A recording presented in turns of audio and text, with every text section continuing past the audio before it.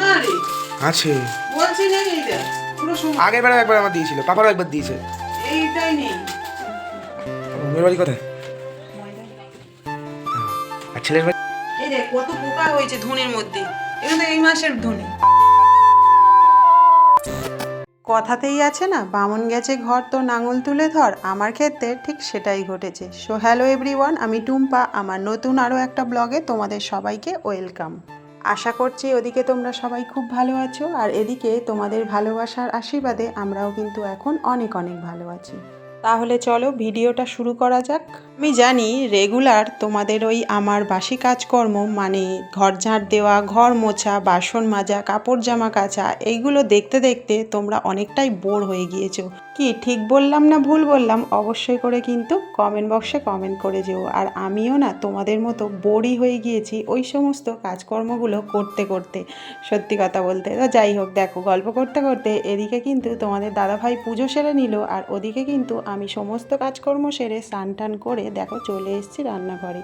আর সকাল সকাল যদি এক কাপ চা না হয় তাহলে কিন্তু সকালটা ঠিক যেন জমে না। তাই দেখো আমি কিন্তু এখানে তিনজনের জন্য চা বানিয়ে নিয়ে নিচে চলে এলাম। আর এদিকে দেখো বরমশাই নিয়ে এসেছিল পাউরুটি, আর সেটাও কিন্তু সেঁকে নিয়ে নিচেই চলে এসেছি। আর সত্যি কথা বলতে যেহেতু শাশুড়ি মা বাড়িতে নেই, তাই না সমস্ত কিছু কাজ যেন আমার গুলিয়ে যাচ্ছে। বাড়িতে শাশুড়ি মা না থাকলেই সব কিছুই যেন গুলিয়ে যায়। আসলে তখন যে সকালটাই দেরিতে হয়, যে কারণে কিন্তু সমস্ত কাজই গুলিয়ে যায়। ওই যে বলে না, বামন গেছে ঘর তো নাঙল তুলে ধর, কথাতেই আছে।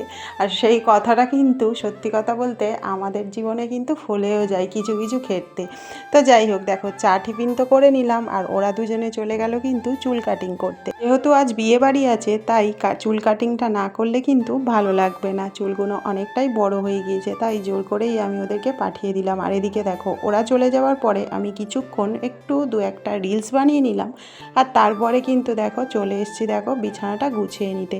ওই যে বললাম সকালটাই হয়েছিল দেরিতে, তাই সব কিছুই কাজ কিন্তু আমার গুলিয়ে গিয়েছে। না হলে সকালে উঠেই কিন্তু আগে বিছানাটাই পরিষ্কার করি, কিন্তু ওই যে আজকে হয়নি।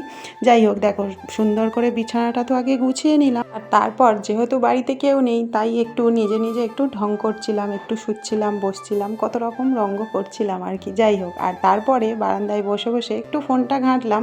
তার মধ্যেই কিন্তু চলে এলো আমার ছেলে, দেখো চুল কেটে। আর ওকে বলছিলাম দেখি শোনা চুলটা কেমন কেটেছে। আর ও না ছোট থেকেই মানে ওর তখন 1 বছরও হয়নি, তখন থেকে ওকে আমি সেলুনে নিয়ে গিয়ে চুল কাটাই, জানো তো। আর ওর চুলের স্টাইলটা কিন্তু ছোট থেকে এখনো পর্যন্ত সেই একই রকম আছে। সত্যি কথা বলতে এখন যেহেতু বড় হয়ে গিয়েছে, তাই আমি আর ওর সঙ্গে যাই না, কিন্তু আমি ওকে বলে দিই এইভাবে কাটবি, ওইভাবে কাটবি, সামনেটা এতটা বড় রাখবি, মানে সমস্ত কিছু বলে দিই। আর আমার ছেলে সত্যি কথা বলতে এতটাই বাধ্য, মানে আমি যেভাবে বলবো ও কিন্তু সেভাবেই কেটে আসে। যাই হোক, এদিকে দেখো তোমাদের দাদাভাই কিন্তু মাছ কিনে দিয়ে গিয়েছিল, আর মাছটা ধুয়ে দেখো নিচে থেকে ওপরে নিয়ে চলে এলাম। আসলেই অনেকটা বেলা হয়ে গিয়েছে, আর মাছটা কিন্তু অনেক সকালে কিনে নিয়ে এসছে, তাই ভাবলাম এবারে বাড়ি এলে আমাকে বকবে, তাই তাড়াতাড়ি করে মাছটা ধুয়ে কিন্তু আমি নুন হলুদটা মাখিয়ে দিলাম। ওই যে বললাম মা যেহেতু বাড়ি নেই, তাই আমার রান্নারও কিন্তু তাড়া নেই সত্যি কথা বলতে। তো তারপরে দেখো মাছে নুন হলুদটা মাখিয়ে আমি কিন্তু হাতটা ধুয়ে এদিকে দেখো মাসকাবারি ফর্দটা বানিয়ে ফেললাম, আর ছেলেকে দিয়ে পাঠিয়েও দিলাম দোকানে, কারণ মাছ তো শেষ হয়ে গিয়েছে। আর সত্যি কথা বলতে আমরা যেহেতু মাসকাবারি বাজার করি, মাছ শেষ হয়ে গেলে আর না সেরকম একটা কিছু ঘরে থাকে না, তাই লোকজন এলে অনেকটাই প্রবলেম হয়ে যায়। এদিকে দেখো সবজি কেটে আমি তো ভাতটা বসিয়ে দিলাম, আর এদিকে দেখো মশলা করব বলে ধনে আর জিরেটাকে বার করে দেখি ধনের মধ্যে প্রচুর পরিমাণে পোকা হয়েছে। সত্যি কথা বলতে কেন যে এত পরিমাণে পোকা হয় আমি না বুঝতেই পারি না। প্রত্যেক মাসে মাল রাখার আগে জারগুলোকে ভালো করে রোদ্দুরে দিয়ে তবেই কিন্তু প্রত্যেকটা মাল রাখি, তাও যে কেন এত পোকা হয় সত্যিই জানা নেই। তোমাদের যদি কারোর জানা থাকে অবশ্যই করে আমাকে একটু জানিয়ে তো কমেন্ট বক্সে। যাই হোক, দেখো এদিকে দেখো সমস্ত মশলা মানে যা যা ছিল আর কি ঘরে সেগুলো আপাতত ঢেলে নিলাম, আর এদিকে কিন্তু ভাতটাও আমার হয়ে গিয়েছে। আর এদিকে দেখো তরকারি বসাও বলে আমি কিন্তু মাছটাও ভাজতে দিয়ে দিয়েছি।